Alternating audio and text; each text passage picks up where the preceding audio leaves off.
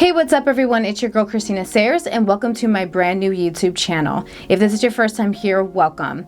So in this video, we are going to get into my testimonial, my life testimonial. I mean, like from when I was born till now. So without further ado, let's get into this video. Shall we? Where do I begin? So I was born 1986. I know some of you out there who supported me thus far in my career. I know some of you are like, wait a minute, I thought she was born 1987. I know, that's what happened when I, got into the industry. For some reason, it was me and some other people that decided to put my age back, but here we are. So I put my age back 1 year, which doesn't even matter. So I'm 35 currently and living my best life with Jesus Christ. Praise God. So I was born 1986 and then I was adopted at the age of basically an infant, 13 weeks. So I say I'm adopted, but I'm not adopted, if that makes sense.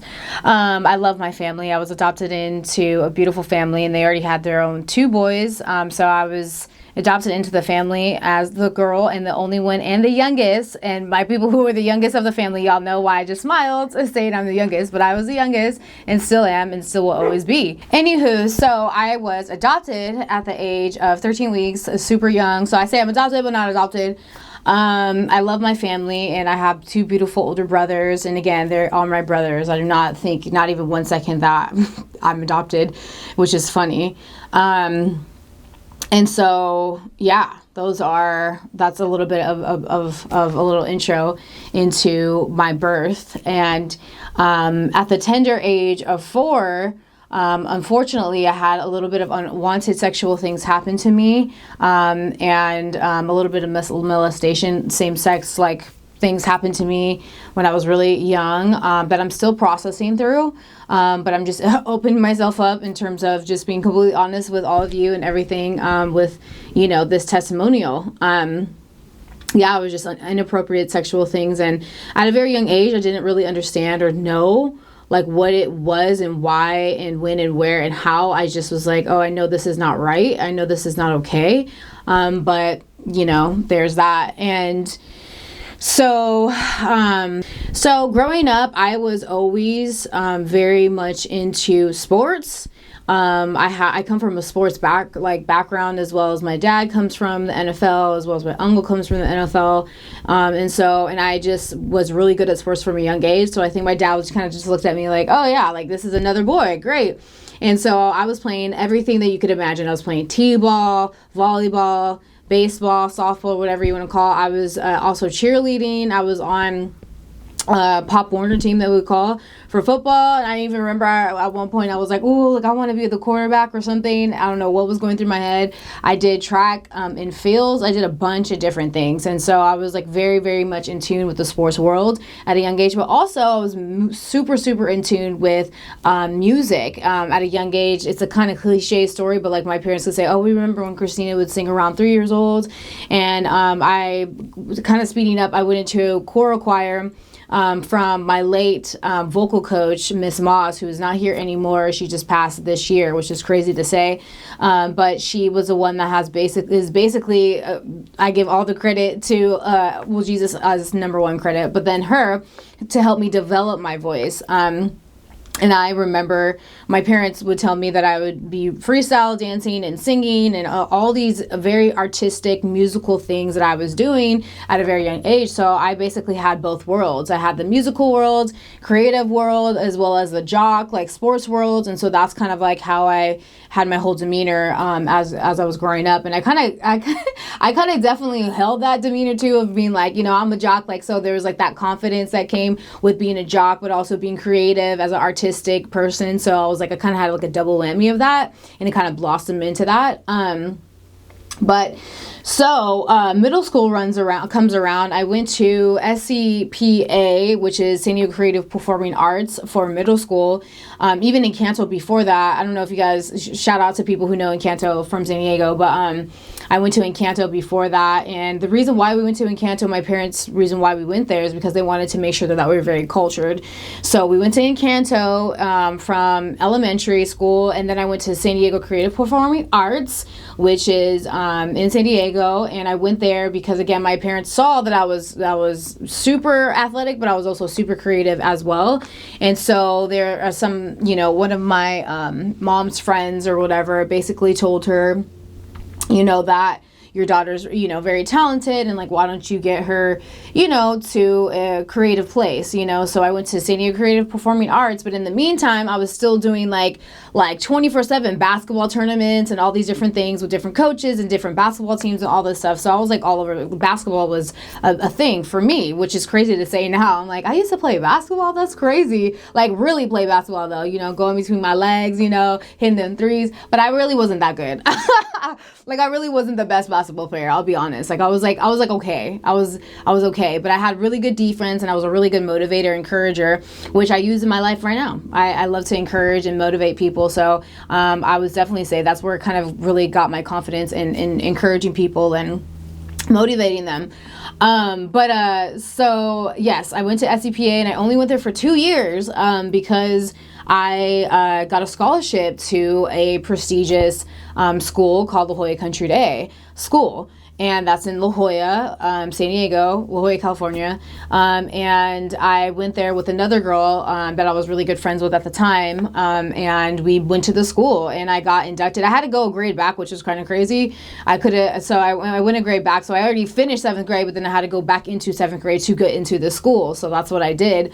And so I was playing full time on the basketball team, at least being able to like practice with them and stuff. I only played with them on like the touring. We go around to different, like Los Angeles or different places. And I was already on the varsity team in middle school in a sense. Like, so it's kind of crazy. But yeah, so I went to the school, and at the school it was amazing. It was a college prep school. So I was able to not only, be able to keep the whole jock thing going on in basketball, and I was like fully committed to that, but also I was able to go into choir, and I was able to go into, the creative arts portion with acting and doing musicals and all these different things. So I had all this rotating in my life. It was crazy, and it was so fun, and it was so amazing. And but that definitely fell short in my academics. I will tell you that. I was not focused at all on my academics, and not saying that I wasn't smart. I just really just didn't apply myself. I wasn't really interested, if you will, in doing academics at all. I was like, I kind of kept that whole jock demeanor, like, oh, I'll get through it, I'm trying to go to the WNBA, or whatever in my mind, hashtag LOL, because I'm not even tall enough to even qualify for the WNBA, but that's another story. But anyways, so hindsight with all this going on, I'm at this prestigious school on scholarship, with other basketball players, but I'm also, in the creative arts, and meanwhile, I'm also figuring out and finding, and getting into singer-songwriting, different things as well from a creative perspective. So I really started to get way more attracted to the creative world than the athletic world, if you will. Even though I would play volleyball and track and field and do all these different sports and do all this music all at the same time within the school realm, right?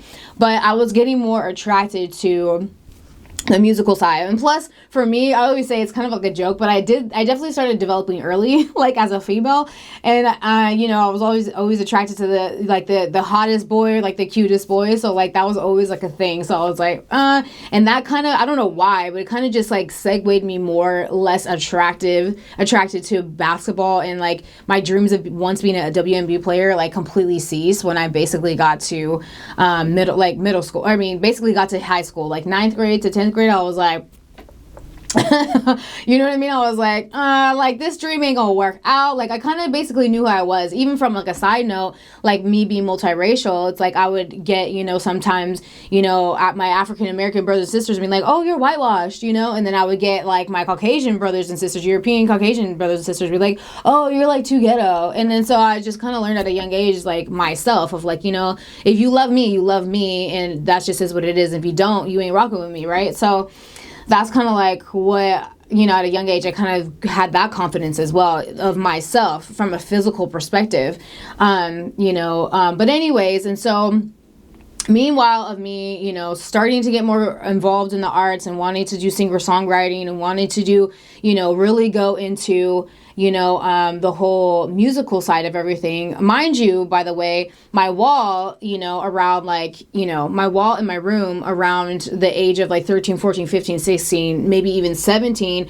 was filled 1, 2, 3, the 3 walls of my room was filled with all secular artists and lifestyle, luxury lifestyle, the top cars, supermodels, all the musicians, everything was filled to the brim from a young age, 12 to 13 years old.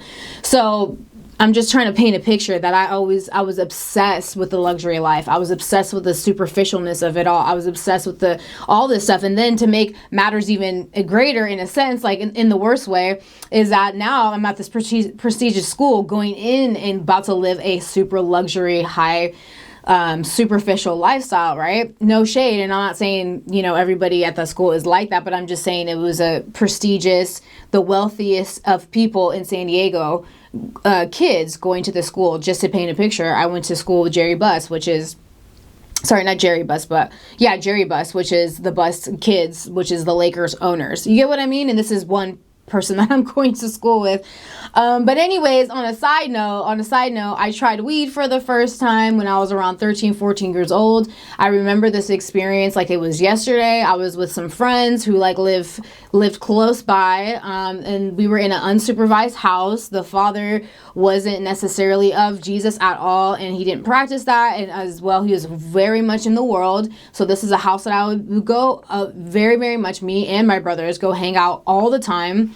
And in this house, I tried weed at the age of 14 years old. Now, me trying weed at the age of 14 years old, from a secular perspective, I was laughing and was like, oh yeah, whatever, but from a Christian believing perspective, I mean, it's the worst thing ever because you lose control of yourself, right? When you give into alcohol and getting drunk, when you give into weed and getting completely baked, right? Or just baked in general, drugs, alcohol, et cetera, et cetera. So, that was not a good experience. It was not a good experience. I remember just being super goofy and just not having control of who I was. And again, I already started being confident and knowing who I was at a young age. So it was that feeling, I was a detached feeling. It was oh, here's my soul, but I'm not connected to anything. I'm in the sunken place, get out. You know what I mean? That's kind of how I feel and felt whenever I would smoke weed after the fact too. So another highlight, again, just to paint a picture, right, is that I learned about The Secret at a very young age. If you guys don't know what The Secret is, it's about a law of attraction. Now, it looks very, very nice. If you watch the movie The Secret, you just got to focus on one thing and obsess over it and write it out and see it every day and blah, blah, blah, and blah, blah, blah, blah, blah. It's it's very true. It's very true. And but what I'm going to tell you, it's witchcraft with 10,000%. And in fact, if you read the Bible, if you just happen to glance, or even if you Google what I'm talking about and what the Bible says about this, about using witchcraft and sorcery, that's what it is. And using law of attraction, that's what it is. Why? Because you become your own God and you use witchcraft to get what you want. Now, when I was introduced to law of attraction in The Secret, I was like, wow, I already been doing this. You know what I mean? I already was functioning in this.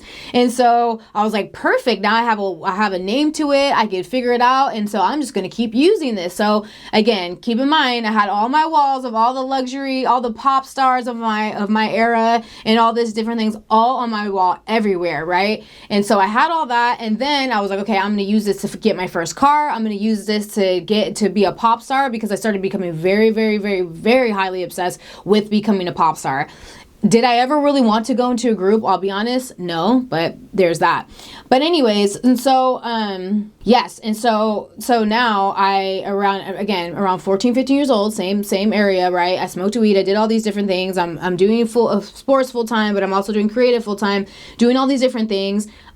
Basically, I recorded my first song around 14, 15 years old as well, which was very cool. This was not a song that I wrote. It was called Summertime, for all you guys who know that song. Summertime, and it's kind of like slave affiliated. But yeah, Summertime, I recorded the song at somebody's studio that we found somewhere, that my parents found, and it was a really cool experience. And I was like, ooh, like this is really cool. I really love this, you know? It was like I almost found like my calling, you know what I mean, in music. And I was like, wow, like this feels like this is why I was born. And I knew that at a young age. And so I was like, okay, like, yes, I definitely want to make sure that I stay in this land. I never want to not be in this land. I need to figure out how I could be in this arena, the entertainment, the music for life, right? So that was my goal. So then the dream that I had, again, going back to the whole WNBA thing, I'm like, that completely died. I remember specifically talking to my uncle, who was also passed about 2 years ago. Rest in peace to my uncle. And then my dad. And I talked to them, you know, in this whatever conversation that I had, and I was like, you know, I really want to quit basketball. Like, what do you guys think? And then they're like, yeah, just follow your heart. I remember, I think my uncle said that, something like that, paraphrasing. And then my dad was like, yeah, like, you know, like you got to do what you're passionate about, paraphrasing. And so I quit the basketball team. Now, mind you, when I quit the basketball team, I had never been bullied before, ever. And this was the first time I low-key got bullied, low-key. And I was like, oh my gosh, like, you know, yeah, I low-key got bullied. And it was a moment, you know. I didn't get physically bullied, you know what I mean? I think I only been in one physical fight, to be honest, like my whole life, which was at Encanto back in the day. And I can't even vaguely remember that. Nobody won. It was just like a fight, and then like somebody broke it up, and I was like, okay. But this, yeah, I got bullied, and there was a ringleader, she knows who she is, who basically constructed this because she felt like I was a betrayer. And I was like, get out of here. I'm like, girl, like I'm following my dreams, like, you know what I mean? Like, and it's not with basketball. I'm not going to be loyal to this basketball team just because you want me to fit your agenda, right? And so I quit. Of course, my basketball coach was pissed. Not like pissed where she like wrote me off, but she was just very disappointed, you know, which makes sense, you know. And I was like, yeah, like I'm not doing this. So I used to sing actually for the basketball team too. Like I would play basketball, but before we played, I would sing the national anthem. So just to get you in just to get you in the mindset of like what rotation I was on, right? I'd be doing creative arts while I was athletic as well. And anybody who knows me and was around me in this time, y'all could drop a comment because y'all know that was what I did. You know, even if you were like some of my my basketball mates or whatever. But yes, so after I quit, I basically was like, okay, I'm just gonna go into cheerleading and to go into arts and go into creative. And so instead of playing for the varsity game now in the varsity games, you know, I would be cheerleading.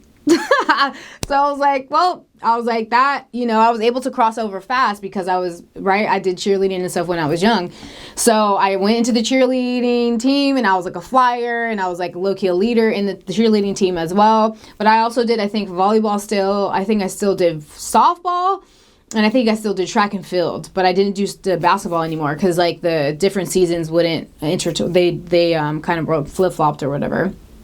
So I did all that, and it was fun, and it was great. But yeah, so I was like, I'm going to be a full-time singer. Like, I'm going to be a full-time pop star. So I started envisioning not only my first car, which was a red BMW with beige in it, in a two-door coupe, but like, you know, like it was just a car that I would see when I would come home. So I was like, I want that car.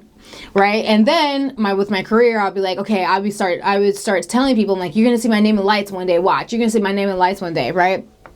So anyways, this is around, again, 13, 14, 15 years old.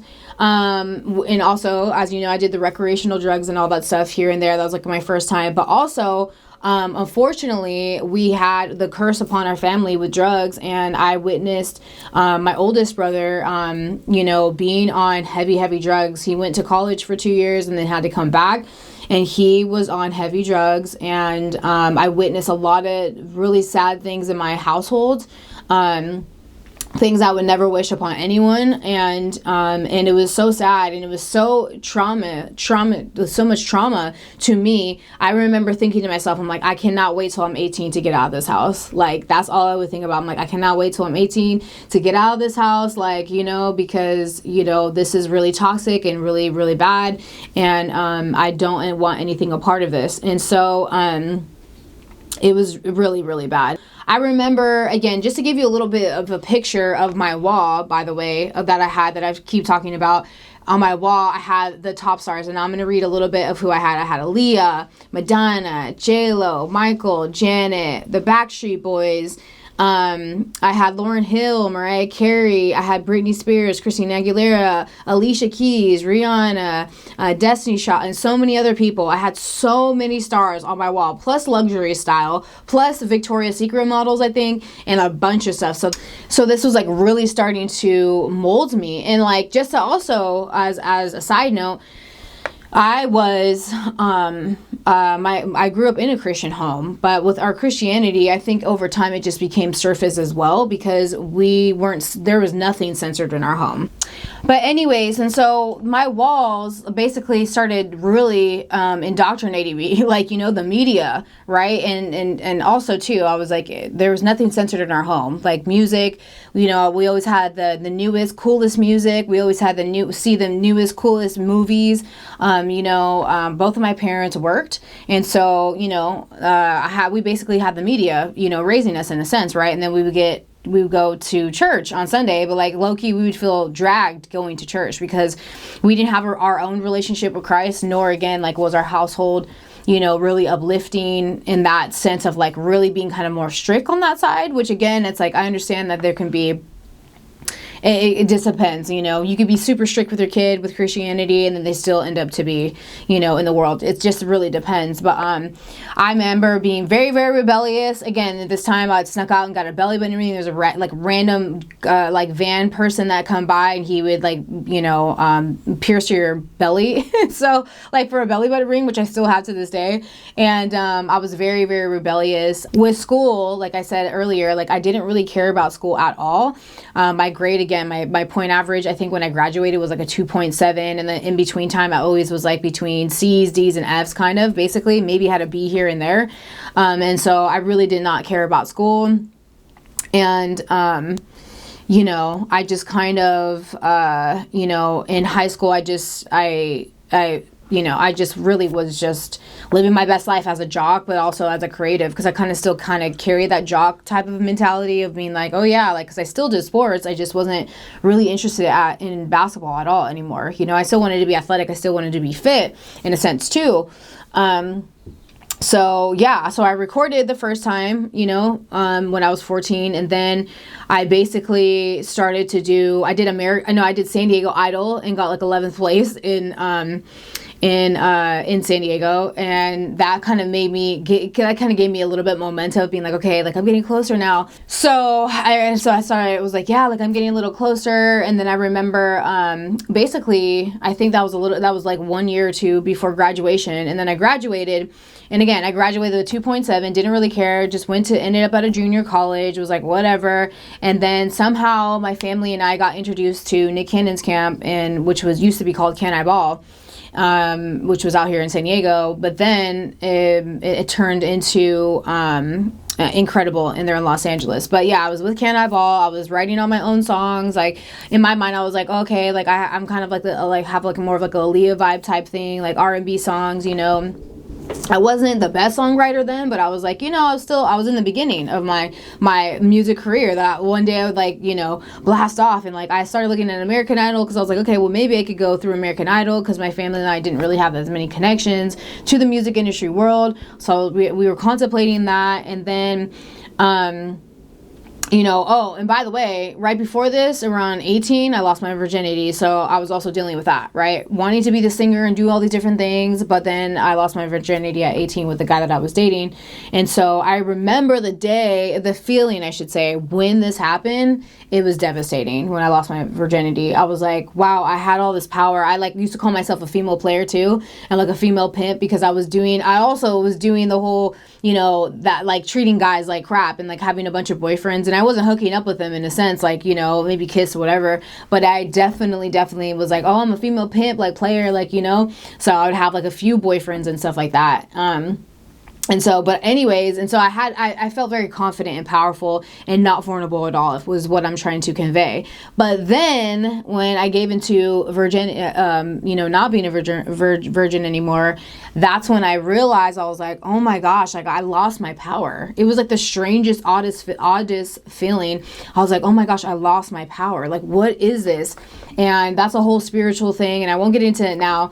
Of why God says do not have sex before marriage, and do not sleep outside of marriage or whatever, because they lead to a lot of consequences, is what I'm trying to say, usually.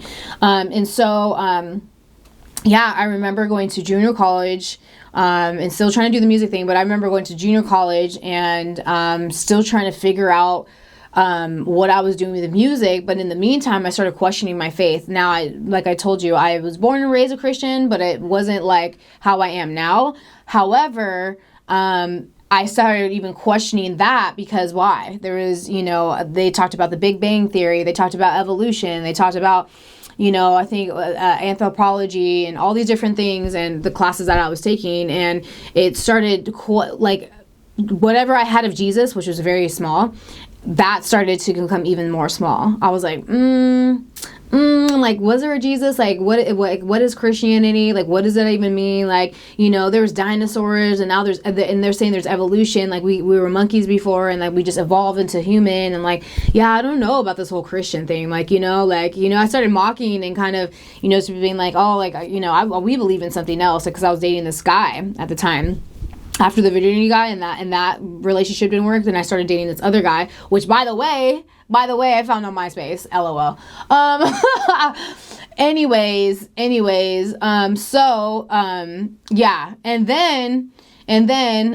So I met this guy, with school, right? I wasn't, still not interested in school, had no idea what I wanted to do, if music or whatever didn't work out, no idea at all. And it was like, school was just like, again, like, I'll just get through it, whatever. I remember getting 3 jobs, because I was like, oh, okay, like I want to make sure that, I'm hustling, getting money, whatever. So I got 3 different jobs. And so I was doing that all at the same time.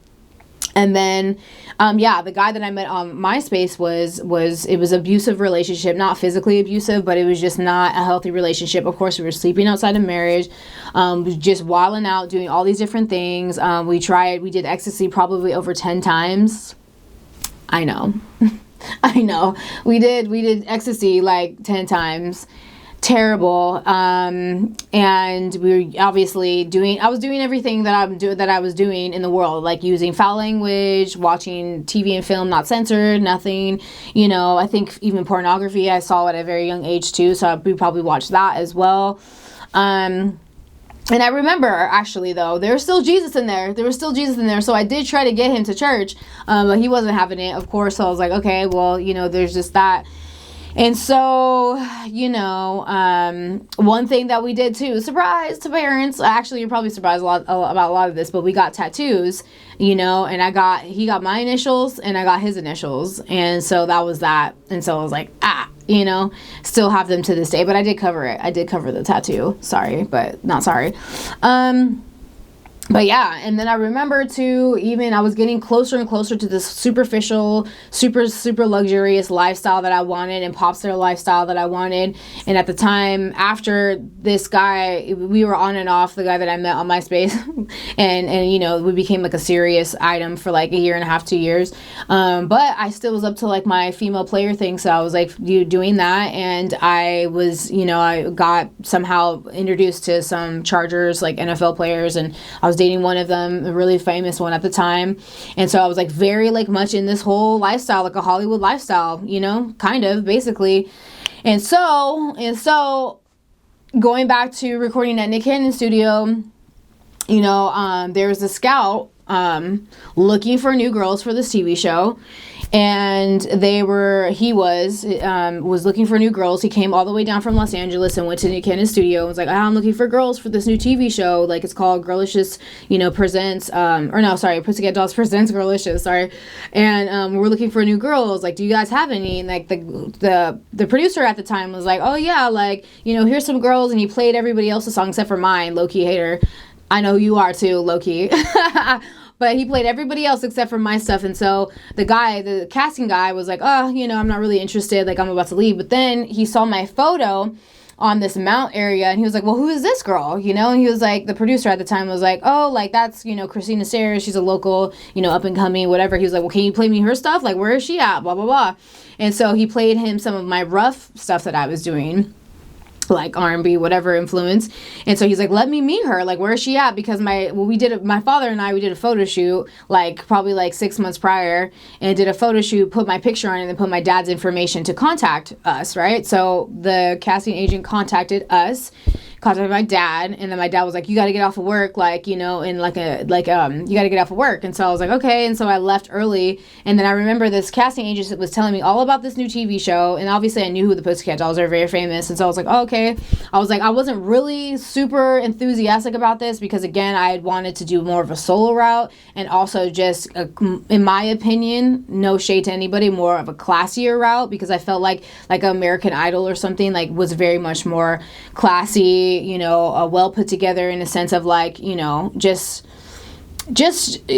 more classy. I don't know how else to say it. Like, no shade, but like, no raunchy elements, because what the Pussycat Dolls represent, right? And again, some of these girls ended up to be some of my friends, some of the Pussycat Dolls. You guys know who you are.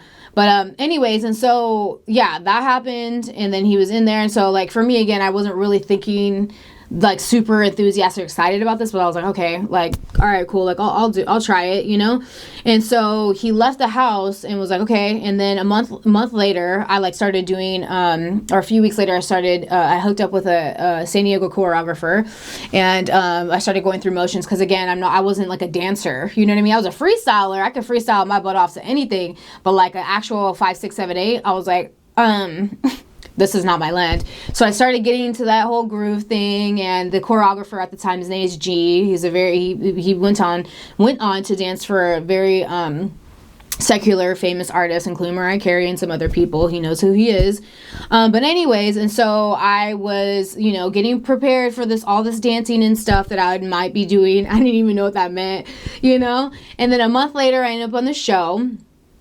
A month later, I ended up auditioning for the show in the hotel. And then a month later after that, as some of you supporters know, I ended up winning the show with 3 other girls, Natalie, Nicole, and Tiffany, and we were girlicious. So that's basically, what ended up happening. But there's a big elephant in the room of my elephant, that I have never talked about before. There's a big elephant in the room that I have never talked about before. So in the meantime of going on the show, and I was on the show the first month when I was in the hotel. Some of the main directors, they ended up giving me a call. Or no, I think the doctor, somebody came to my door and knocked on the door and was like, we have really important news to tell you. And they like kind of set me aside. Actually, no. Sorry, I'm just remembering. It was a night, a day or something. Me and the girls, it was like top 30 at this point. We were in the hotel. We were watching like a movie or something. And then somebody like pulled me aside and was like, hey, Christina, like, we need to talk to you. And so I was like, okay, like, I thought I was like in trouble. I didn't know what I was, what was happening. Plus, like, I'm already the favorite at this point on the show. Like, not by my skills or anything, by the way. I don't know why I ended up to be the favorite, but like, Robin and Kinda Kim, Little Kim and Ron Fair, like, they ended up liking me, but more so Robin. Like, so anyways, they pull me aside and they're like, we just wanted to tell you that you're pregnant. What? And I was like, what do you mean? And so I immediately start crying. And I was like, what do you mean I'm pregnant? And the only reason why I was crying, and this is for selfish reasons, is because I was like, I'm going to get kicked off the show, and then I can't do this anymore.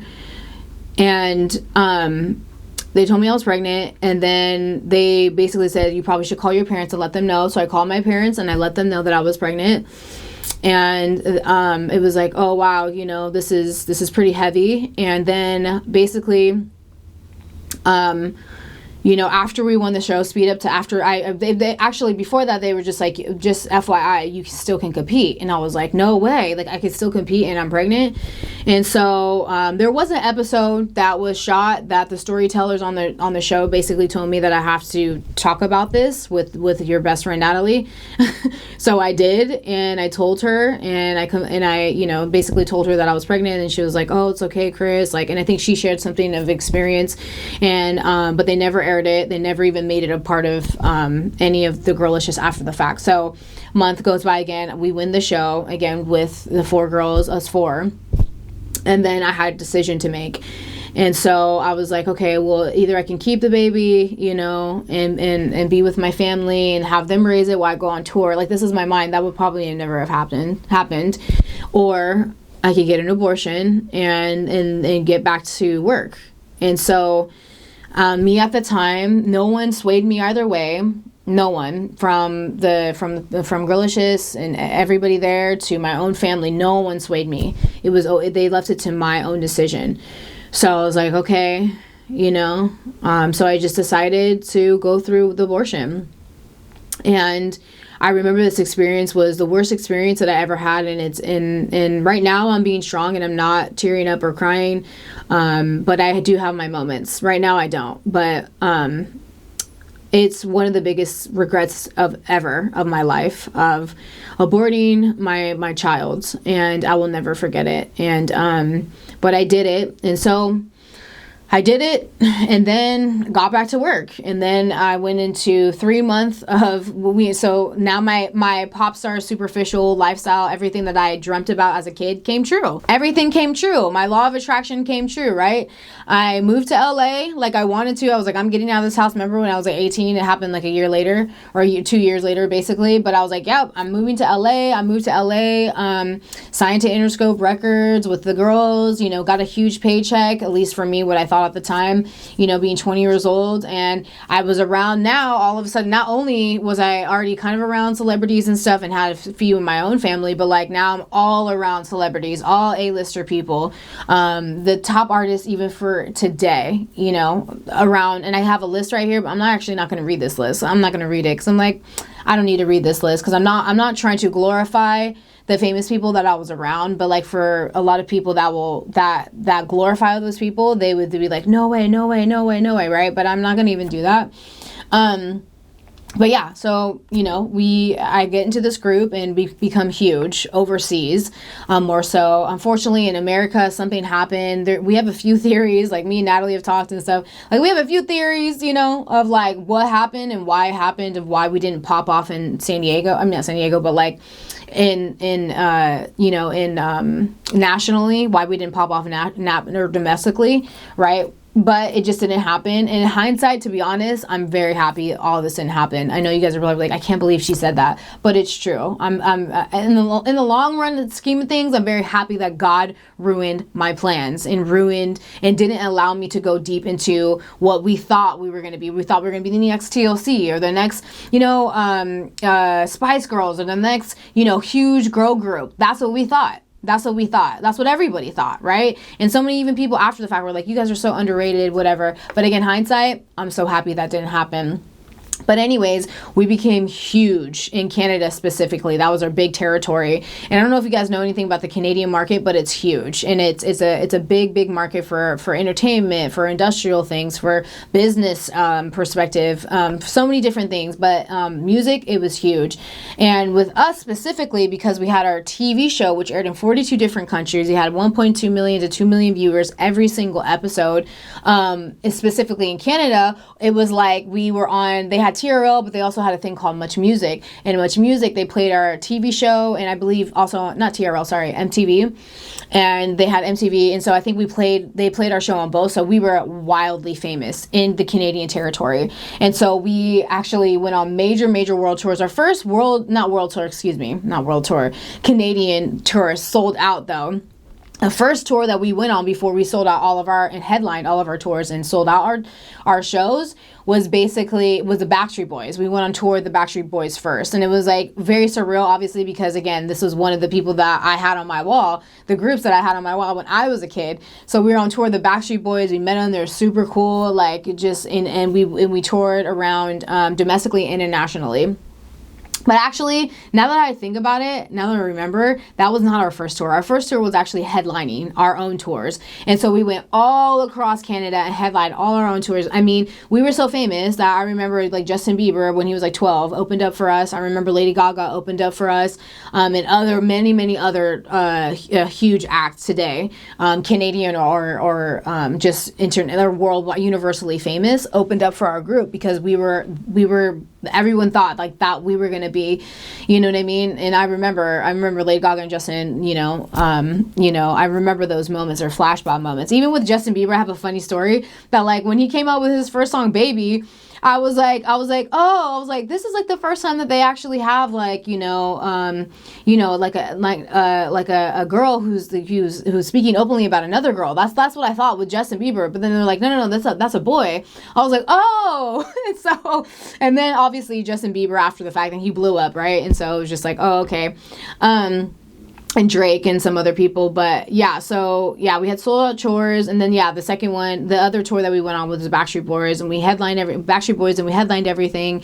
We opened up for Britney Spears once, and on the Circus tour, and that was surreal, and that was in Montreal, and we had like 15,000. They had, I think, 20,000 seats there, and by the time we came out, it was basically full. We had like 15,000 plus, and so it was like, wow, like we're really about to blow up, you know. And again, that experience was surreal, and I still remember like it was yesterday. But again, there was definitely some different things in this whole situation that was a little shaky. You know, one of the things that I remember when I would say Jesus, or say in Jesus' name or whatever, I remember somebody telling me, to shut that down.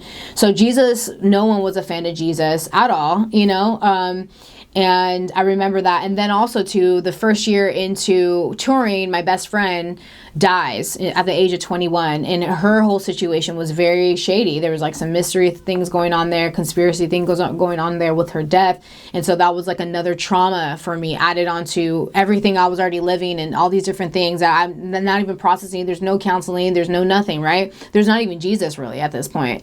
So this is also going into the whole New Age perspective right now. So with a New Age situation, what I've talked about, right? Like popstar, go to New Age, go to Saved by Jesus, is that with New Age, when my friend passed, basically I started getting into, because her mom was very much wanted answers, and so she sought out mediumship, and then from there she became a medium, and then from there she would explain some of these different things in mediumship, and I was like, my whole world started to unravel even more. Mind you, right? Junior college, they're teaching Antichrist, right? And in the world, I'm some kind of surrounded by people who are maybe 1 foot in the world, 1 foot with Christ, or maybe just completely 2 feet in the world and do not do anything for Jesus or Christianity. And that was basically with her. And so I started getting into not only mediumship myself, but also stones. I started getting into angel readings. I started getting into Doreen Virtue, by the way, which Doreen Virtue now is a glorified Christian. And she talks about how with her angel readings and all these angel things, she completely is like, nope. And Jesus is the only way, the truth, the life, and the way, et cetera, the way, the truth, and the life. And so shout out to Doreen Virtues. Opening your third eye, psychics, all these different things. I started to get into all of this stuff, like within the first year to year and a half of in girlicious. And so, but then something else happens, which is another elephant in the room for myself, is that I get pregnant again by another guy. And, I go through another abortion again. And this time, it's a different one. The first time was one different application, and then the second time was a different version. One was a suction, another one was a pill. And again, devastating, the biggest regret of my life. The biggest regret of my life. So these things happened. I remember doing it at my tour manager's house, and not even telling my band members or anybody about it. And it was super shady, and I regret it. and it just is what it is. But anyways, you know, I had this whole like Jezebel mentality still thing going on. I remember the first year and a half trying cocaine for the first time, and cocaine was something that one of my old Hollywood friends would say, everyone does it, but nobody talks about it. And so like that's kind of how I was introduced to cocaine.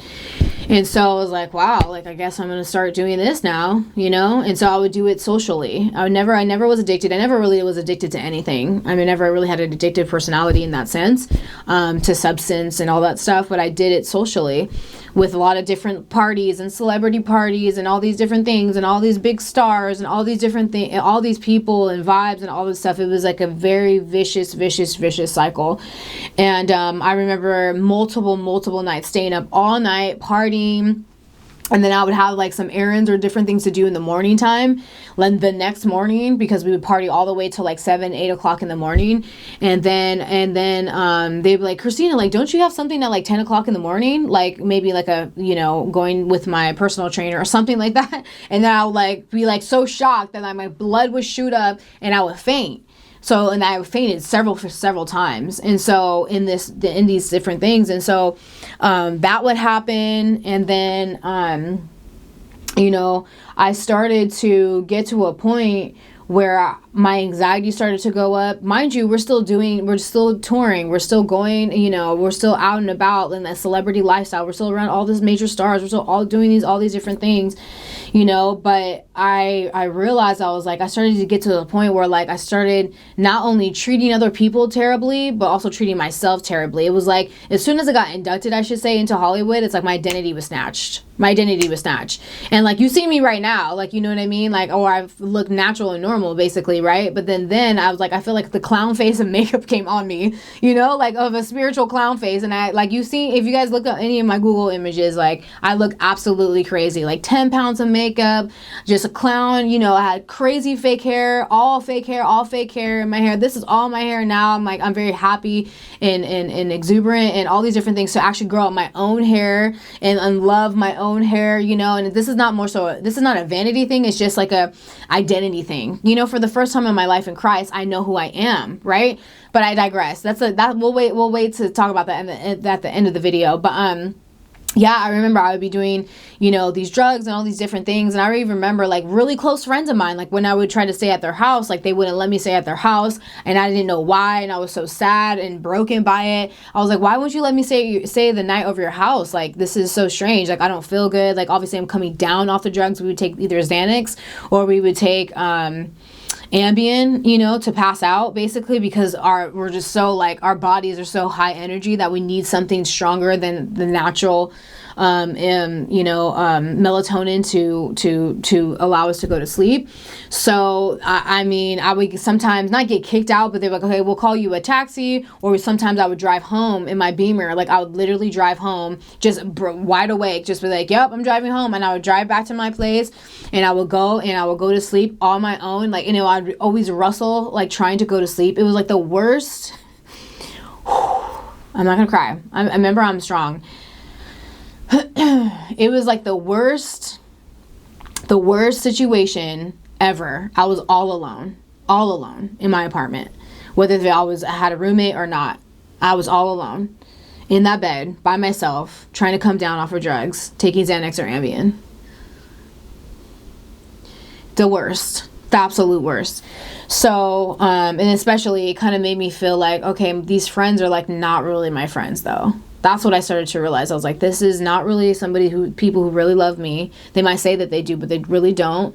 And they're kicking me out and they're making me go through this alone. And they're not here to walk this through. They only want me when I have fun and I'm wild and crazy, but they don't want me in the ugliness either.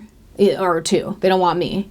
They don't want me fully, right? And I already went through this before when I was a kid, right? Like, oh, I'm too this, I'm too that. Okay, well, this is who I am. And if it's a problem for you, then bye. Right? So, yeah. And then this led me later down the road. Okay, let's go back to girlicious for a second. So we're in the first year and a half, 2 years. Tiffany from the group, this girl, she gets kicked out of the group. I was her only friend at the end of it. And she gets kicked out of the group. Then our whole friendship dies. and then I'm just with the girls. But by this time, because all of us were doing different recreational things, all of us were heavy in this new lifestyle that none of us lived before, new popstars, very famous, whatever, that it was a lot for us to deal with, right? And then none of us had our family around, our immediate family, and so we just had to lean on all these different people, basically strangers, saying that we're going to be this and that, we're famous or whatever, to our new family. But it wasn't. It just wasn't, unfortunately. And so by the time of 2011, our group ends up falling apart, and Natalie and me leave the group, and I think they try to do something, but the whole girlicious brand, it completely falls apart. And I think they already kind of had plans to, drop us from the label. That was kind of like a gossip thing. Yeah. So the group basically disbanded, which was really, really crazy and very traumatic again for me. And at this time I was like, okay, I'll be able to, cause at the time I was talking to, and was friends with like Flow Riders Camp and like some other people. So I was like, okay, like I'll just get in with them or whatever. It didn't happen. But now taking off of girlicious, still partying, right? Like Monday through Sunday. This led me to a drug overdose, basically, and I still haven't told my family, surprise, that this happened. I was hanging out with the same people that I was hanging out with, that I was telling you that sometimes would kick me out of their house or whatever, and we ended up going to this house in Hollywood, and it was a very famous person again, through American Pie actress, and basically we ended up doing some drugs there. I don't know if it was cocaine or heroin or whatever, and then I remember basically leaving the house and like driving down to go to like some sort of club or something, and then I basically remember like peeking in the car, and I was like, oh, like peeking in the car. And then basically, like, I just remember, like, basically going silent and mute, and then everything shutting down.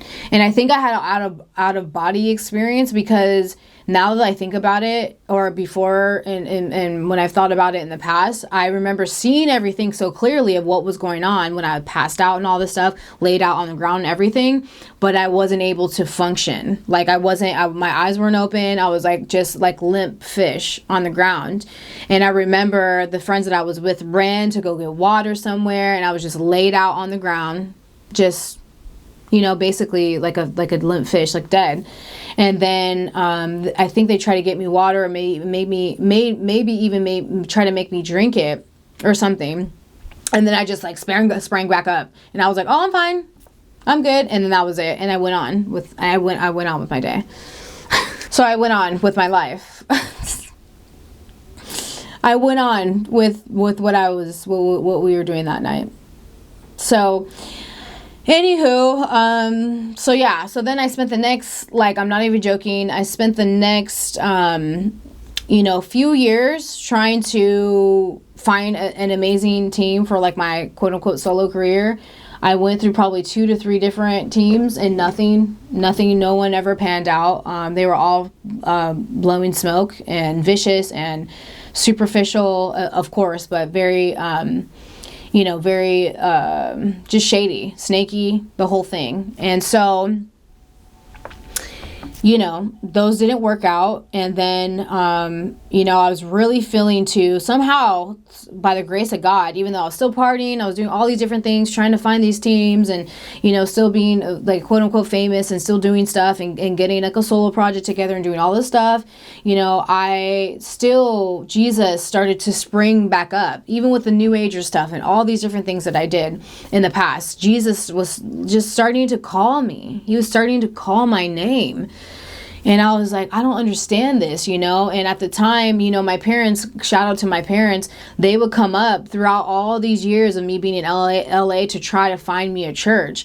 And like, I am like, now thinking about it, I'm like, I'm so grateful that they did that, because I was not looking for a church at all. So they were really trying to be like, look, like, let's get Jesus back on board. Let's get Jesus back on board. And I was just like, yeah, like, I'll go, like, whatever. So, so then I was attending this one church, called One Church LA, and with Pastor Tori Roberts. And this was the first time in 2013 that I got saved, like the first time. And it was great. And the Pastor Tori Roberts like called everybody on stage, and there's some other celebrities too, because it was like a celebrity church that came up on stage with me. Speaking of, it actually, you know, and again, I don't call out people, but I remember Nicole Scherzinger from Pussycat Dolls also being called out the same day. And I remember looking at her, and I was like, you know, and I was like, oh, this is crazy. But she really didn't acknowledge me. So there's that. But yeah, so Jesus was calling, and I got saved at this church, and I moved back home to San Diego, and I was like, yeah, like I'm doing this. Like I need a break anyways. Like obviously things aren't panning out. I have no idea what's going on. Oh, by the way, I forgot to add and mention that I also was, learning and started to go into acting classes and different acting courses and different things like this. And in the time I was also, I know this is kind of all over the place, but I'm gonna wrap it up. I'll wrap it up at the end with sharing everything what Jesus has done in my life. But basically, I was studying a lot with acting and going to an acting coach, which by the way ended up to be perverted, and I never talked about it. I never filed his name or went to the jail, not jail, but like went to any court places to file him as a pedophile in a sense of like a perverted person. I never did anything like that, but he was a perverted. So I got out of that I got out that acting from under that acting teacher. And then also I was like signed to an acting coach, and I was going out on, not acting coach, but acting management. And I was going out on auditions and doing all these things. So I wasn't just doing now music. I was also now trying to go into the acting world as well. And I remember too, almost getting signed to Taraji P. Henson and Halle Berry's manager. And I had 2 or 3 auditions for this guy. And I'm not gonna say his name, don't matter, but like I had 2 or 3 auditions for him, and then for some reason I had all my monologues prepared and everything. I was ready to go, and then two times when I went, actually 2 times when I went, he did not show. And hindsight, he ended up later down the road, he ended up to be one of those managers from the Me Too movement, and so God was actually protecting me in that situation as well.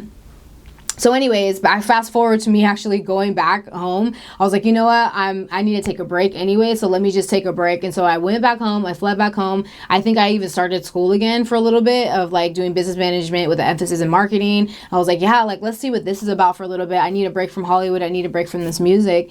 And that's basically what I was doing for the next year and a half.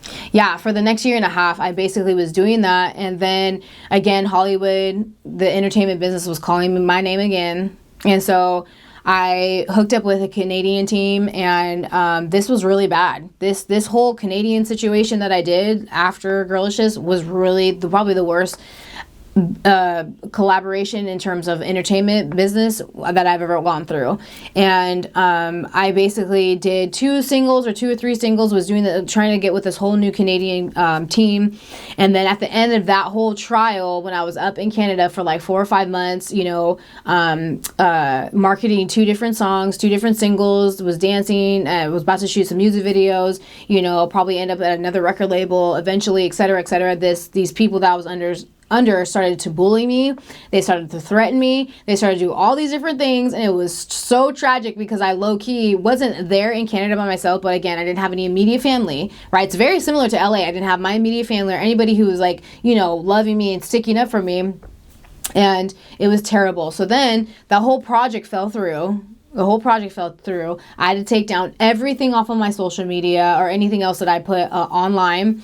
And then, because technically I didn't own anything, rightfully so, but it was terrible because I had some Canadian dancers and we did a flash mob. Yeah, so I didn't have anyone really that loved me or cared about me, obviously, up there. And it was very hard. It was the worst situation I ever been with. There was even a in-depth There's even an in-depth story about this, but I'll leave the details out for later when I talk about this again. But it was horrible, and I had to take down everything. And my heart hurts so badly for all the people that helped for free and everything, and it's just really, really bad situation. And I apologize for not only taking all that stuff down, but also, actually I don't apologize for taking it down. after the fact, because this is not having anything to do with Jesus. I was still living a very secular life. Okay. But yeah, so I came back and I finished an EP up there. I came back and still going on, shot a music video to one of my singles for my EP. Went pretty well. But then, you know, I was back in LA, you know, and this is from like basically 2015 to 2018. I went back to LA, and I moved in with a roommate, and I was there, and it was great, quote unquote, but I completely fell back into the world, obviously starting with Canada. That trip completely fell back into the world. Everything that I stopped cursing. I was celibate, all this stuff gone. Jesus gone. So then falling back in the world, and then I picked up all my old bad habits. You know, I started to go back into the world. Obviously, I was already in it, but I started really to just adopt all of my bad habits again. And then I even you know, I started, which is probably one of the most depressing things, on top of all this being so depressing and disgusting and perverted and all that stuff. But like, I started to work in the nightlife. I got a connection through a friend, and I started to work in the nightlife, and it wasn't bartending. It wasn't like security, which obviously I would never do that, but it was go-go dancing. And I was go-go dancing, and I was around a lot of, I wasn't in any straight clubs. This is all the gay clubs, because that was the connection that I had. And so for me, in my mind, my little mind, I was thinking, oh, you know, like, I'll just, you know, do this go-go dancing on the side, and I'll just be discreet about it, and nobody knows it's me, and, you know, I'll just, you know, just do it in the back corner and get paid for it, and, you know, and I'll make my rent, because at the time I moved into my own apartment, and blah, blah, blah, right? Didn't happen. It wasn't a matter of time before people started to realize who I was, and they started seeing me. I had fans and supporters from the group be like, oh, I loved you since blah, blah, blah. And, you know, because obviously I loved the stage.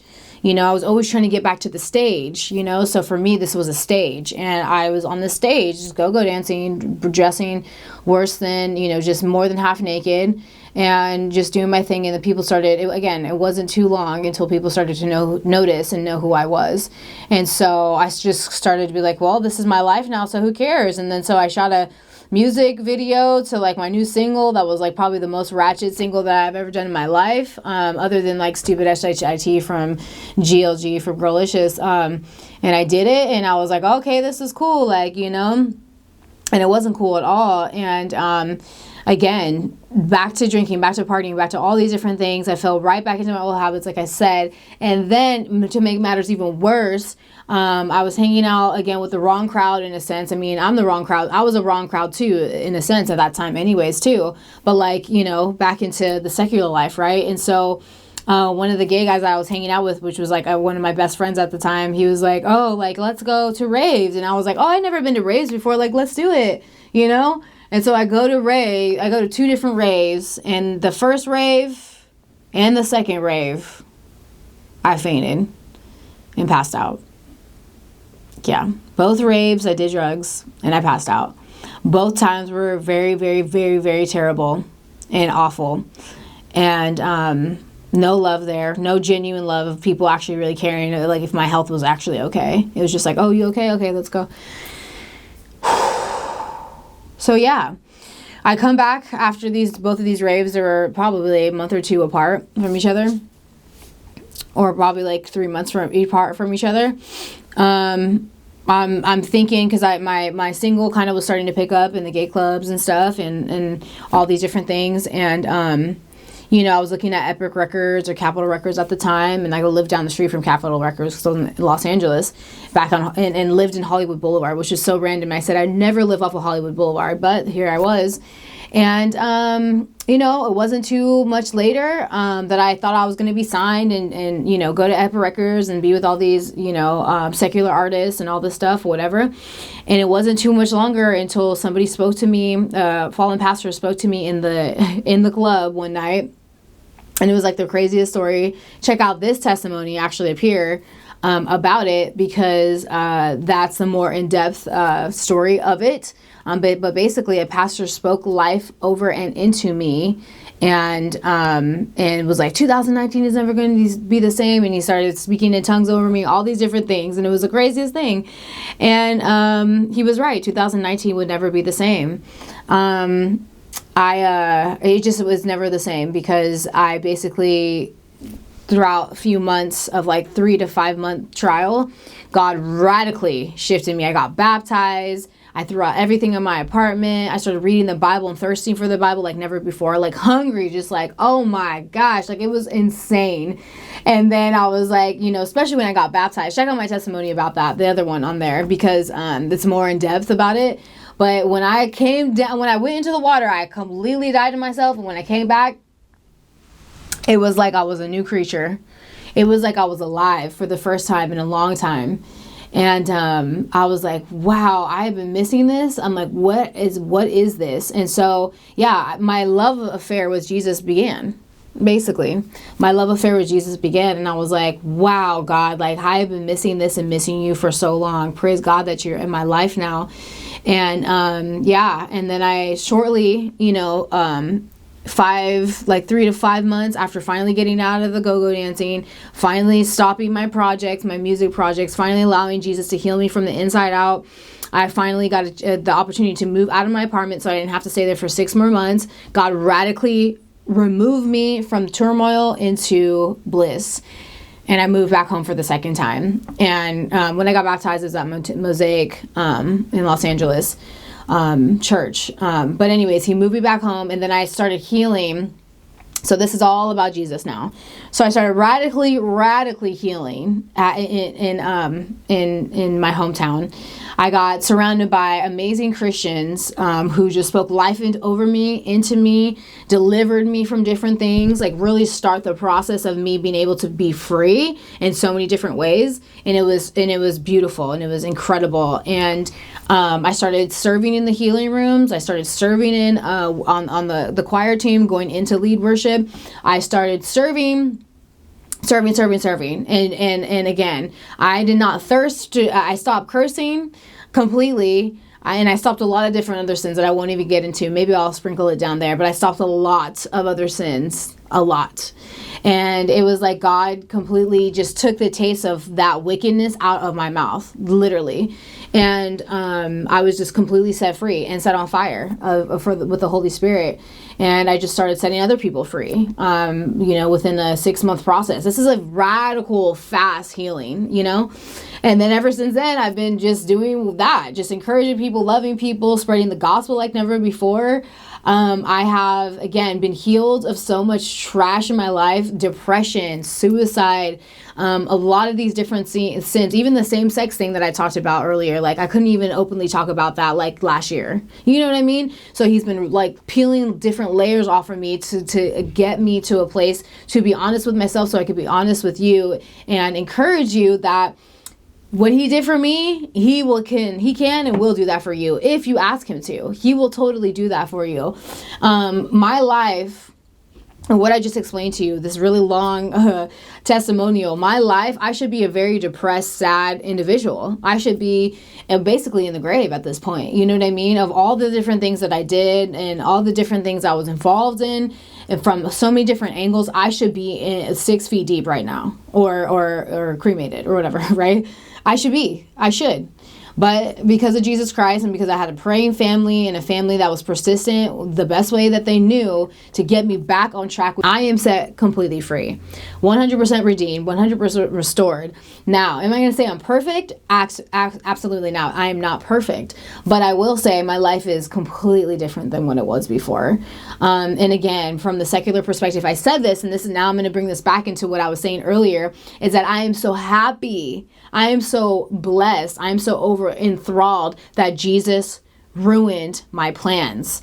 My plans were to become, even though I am technically a pop star, I was a pop star, technically, right? But to become a solo artist and become, like any of these major pop artists that I followed and that millions of people follow, that was what I wanted for myself. I was like, I'm going to be a huge pop star, or, just an entertainer, huge entertainer, period. Actress, singer, dancer, etc. I had the same plans as some of these other stars who are still famous, wildly famous, right? But at the end of the day, and this scripture I always say, and I will always say to the day I die, is that what is it to gain the whole world but to lose your whole soul? What is it to gain the whole world, but to lose your whole soul, lose your soul? It's worth nothing. So for me, fame, money, power, sex, I completely put that in the grave, because I was like, at the end of the day, that doesn't mean nothing if my soul ends up in a place of eternity and in eternal damnation, eternal fire, in the worst way, right? Eternally separated from God. Why would I ever want that? And so this whole message, this whole testimony is to tell you that's not what I want for you. That's not what Jesus wants for you. And that if you commit your life to Christ, life might not be the best, and you're joyful every day, and it's supernatural and all these different things. But again, what is it to gain? What is it to lose? What is it to gain the whole world but to lose your whole soul? It's worth nothing, fam. So again, I'm so excited and zealous about my new life with Christ and the relationships that I have gained with Christ, and the full just super thick and rich relationships that I have now with a few sisters in Christ, and especially my family, and how God has restored my family, which I told you before, there are some things there that were, had drugs and stuff, but God has fully restored my whole family. I am fully redeemed, restored, and just so in love with Jesus, and the relationships that I have now, even though they're not as much as I had before, so many different friends and so many different, right? It don't matter, because the people that I have now in my life is so rich and thick and concrete, and just full of love and full of peace and full of joy, and just are all of our main agenda. You know who you are. You know who I'm talking about. All of our main agendas, even my sisters in Christ, is to project Christ and to talk about Christ and to uplift Christ and to get people saved and to help people through hard times, and to walk there and sit with them and just be with them, discipling them and just loving them. It's like my life. I would have never thought in a million years that I could live this life. Never. I never thought in a million years I could live this life just free and loving and just overjoyed. It's not every day that I have joy, like crazy joy, but you get what I'm saying? Like, it's a prosperous, full life. Like, I'm really living a prosperous, full life, being able to spread the gospel how I am. So anyways, I say all this to say is that Jesus is the reason for every season. And as cheesy as that sounds, but he is. And I love you guys so much. Thank you guys so much for listening to me. I'm so happy that I actually got through this testimonial without breaking down and crying, because I see what Jesus is doing in me and how I've been healed in so many different ways. And it's a beautiful thing, it's a beautiful thing that I could sit here and have confidence and be strong, and not break down and cry. Not saying that you're not strong when you cry, but I could see that there's a lot of healing that's taking place, because all crying is just releasing things that need to be released, right? Via tears. And so I think God has been working a lot in my life in a radical way. But anywho, that is it from me. I love you all so much. I hope you were and are encouraged by this video. I pray that you're inspired by this video. Don't forget to like, subscribe, comment, hit that bell notification so you never miss a video from me. But that is it from me wherever you are in the world. I love you all so much, and I will talk to you in the next video. God bless you.